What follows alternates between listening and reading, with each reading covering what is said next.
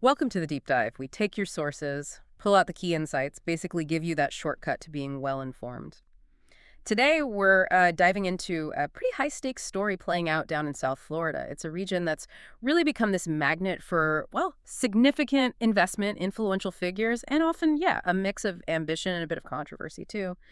We're focusing on a new partnership, potentially a really formidable one, actually. They're looking to launch a massive real estate fund. We're talking $1 billion. A billion, wow. Yeah. And our sources are telling us this isn't just, any old fund. It's a major collaboration. It brings together 1789 Capital, that's the investment firm where Donald Trump Jr. is a partner, and the very established Palm Beach-based Frisbie Group. Right, Frisbee's a well-known name down there. Exactly. And their plans, pretty ambitious, targeting real estate developments all across South Florida, areas like Palm Beach, where Frisbie already has a strong foothold, and places like Boca Raton, where they're actively looking at opportunities. But, beyond just the huge dollar amount and the big names, our deep dive today is going to zero in on one particular development. It's in Boca Raton, and it seems to have sparked quite a bit of discussion. The Frisbie Group, working with Miami-based Terra this time, is involved in redeveloping the downtown City Hall area. Okay. Now, what makes this project really stand out, according to what we've seen, is where they're planning to put the new government campus. It's apparently planned for an area that was previously designated as a World War II memorial. Oh, okay. That's significant. Right. So you've got this huge financial play, major players, obviously impacting the physical landscape, but also potentially reshaping, a community's connection to its history. Okay, so let's really unpack this. Let's explore the full scope of this partnership and maybe some of the deeper implications here. Yeah, absolutely. And what's really fascinating is just the speed and the scale of this fund coming together. $1 billion is serious capital, and the mix of players involved. Well, it really says a lot about the ambition, doesn't it? It really does. We've got 1789 Capital, Yeah. co-led by Scott Martin and David Pulte. And then, like you said, they got a significant new partner back in November when Donald Trump Jr. joined. Our sources note this was apparently his choice instead of maybe taking a role if his father won a second term. So he opted for this investment firm instead. Interesting. So, yeah, it's not just about the money. It's this unique blend of financial know-how and, well, very public profiles. That definitely adds a different kind of dynamic to the fundraising. Yeah. That's a really interesting angle, bringing in such a prominent public figure. How does that typically play out from an investment standpoint? Does someone like Donald Trump Jr.'s involvement, does it attract a certain kind of investor, maybe? Or does it, I don't know, add complexity when you're trying to raise $1 billion? It can definitely be a bit of a double-edged sword, right? It really Yeah. depends on the investor you're talking to. For some, that visibility, that perceived influence, it could be a major plus. Suggests access, maybe better deal flow. For others, though, it might bring in a layer of political thinking into what they normally see as just a financial decision. But either way, it absolutely raises the fund's profile. People are talking about it far beyond just the usual real estate investment circles. Right. And then you add the Frisbie Group into the mix. These guys are Palm Beach heavyweights, Wow. led by Rob Frisbie Jr. and Cody Crowell. They've got a long track record of successful, really high-end developments in that area. So this isn't just two sort of separate entities coming together. Yeah. It feels more like a powerful fusion, Established local influence meets fresh, high-profile capital. Yeah, that long-standing presence, that local expertise, that must be incredibly valuable. What does that actually mean for a new fund, even one with big names backing it, to team up with a group that's so, I guess, embedded in a specific market like Palm Beach?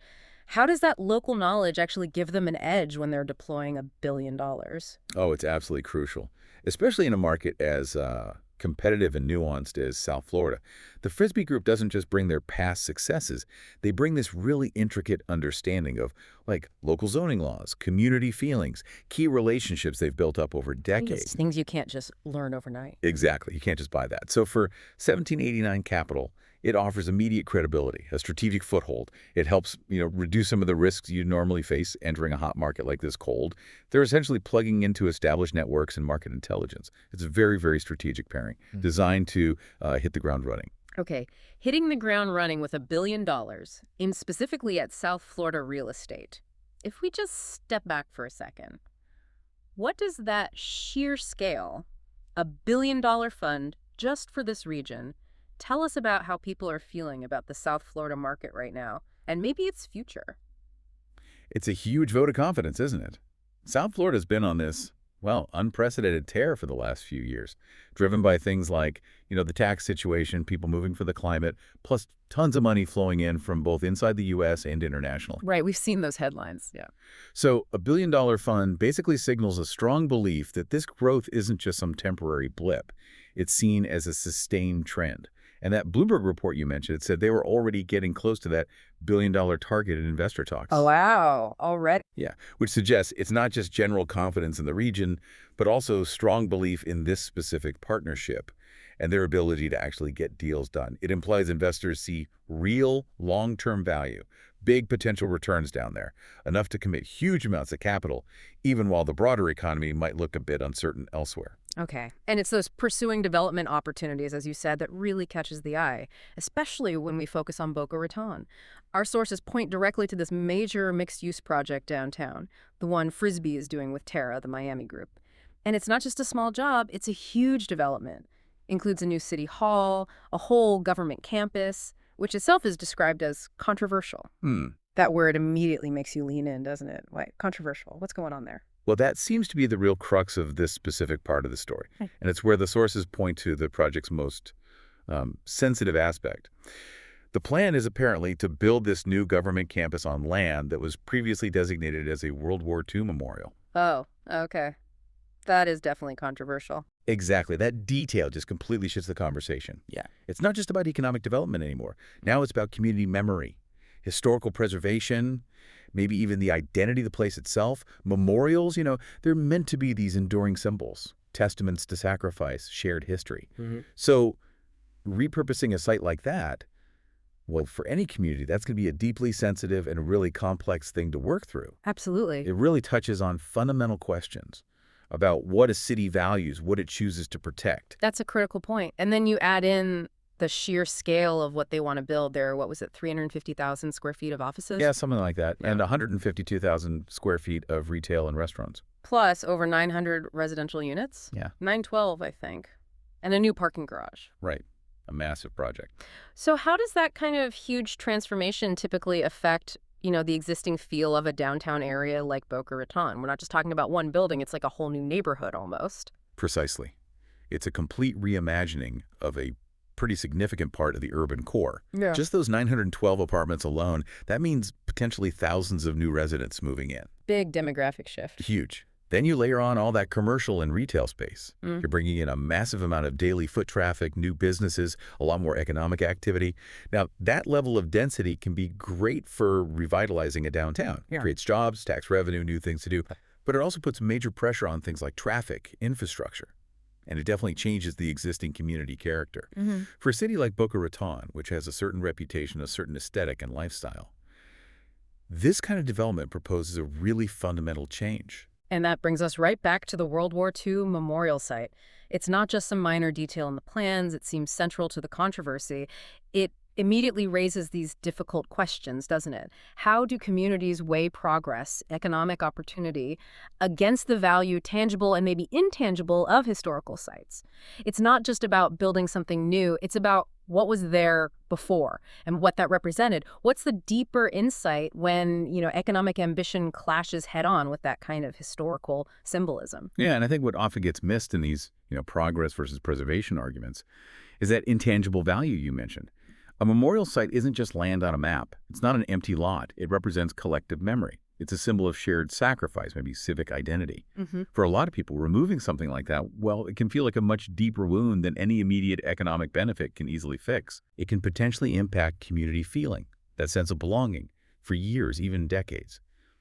This project really forces us to ask, when does economic gain potentially become a net loss for civic identity?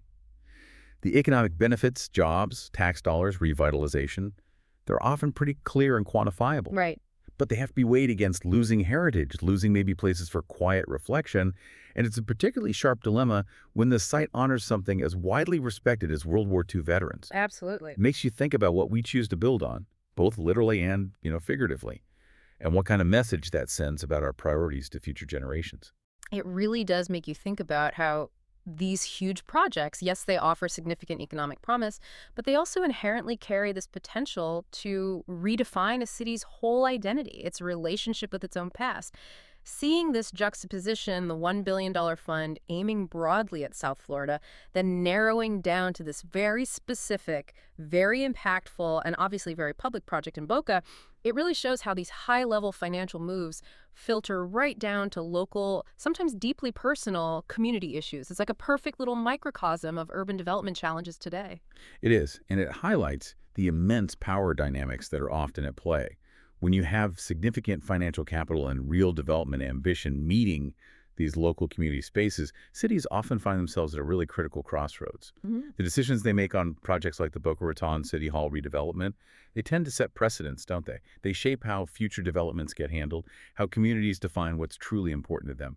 It's that constant tension, growth versus remembrance, the new versus the old. Every rapidly growing city eventually has to grapple with it. And the challenge for local leaders is trying to mediate these powerful forces, finding a path forward that hopefully respects both the economic drivers and the deeply held values of the people who live there. Well, this has been a really illuminating deep dive today. It sheds a lot of light on a partnership that really underscores the immense scale and often the complexity of modern real estate development, especially in these booming regions. We've explored how this $1 billion fund came together, 1789 Capital, the Frisbie Group, the involvement of figures like Donald Trump Jr., and just the ambitious scope of their plans across South Florida.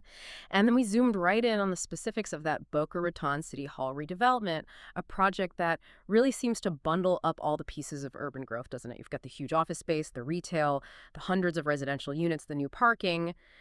But crucially, we've highlighted that really striking detail, the plan to build this new government campus on land previously set aside as a World War II memorial. hmm And that striking detail, that's precisely where those deeper insights really lie, I think. This project is such a powerful illustration of the significant choices communities have to make when these huge investment and development opportunities land on their doorstep. It puts that tension into really sharp relief, doesn't it?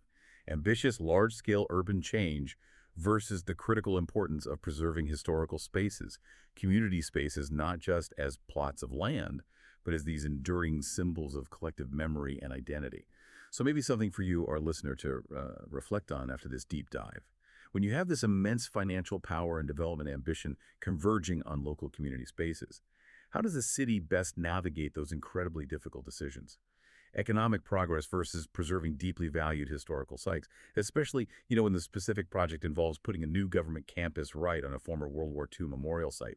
What's the right balance? That is a truly thought-provoking question to leave you with, and one that definitely resonates far beyond just South Florida.